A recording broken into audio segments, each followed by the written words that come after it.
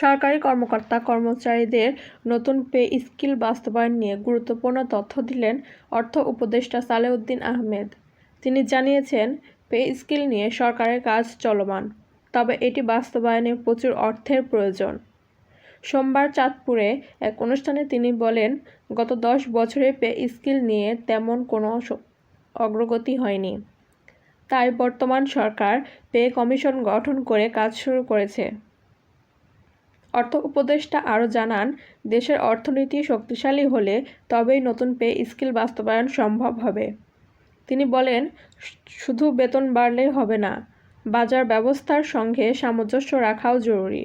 এ সময় তিনি দাবি করেন, সরকারের বিভিন্ন উদ্যোগে বৈদেশিক মুদ্রার রিজার্ভ $18 বিলিয়ন থেকে বেড়ে প্রায় $32 মিলিয়ন পৌঁছেছে।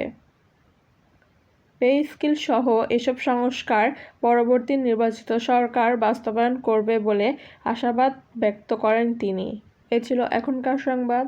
পরবর্তী সংবাদ দেখার জন্য আমন্ত্রণ রইল।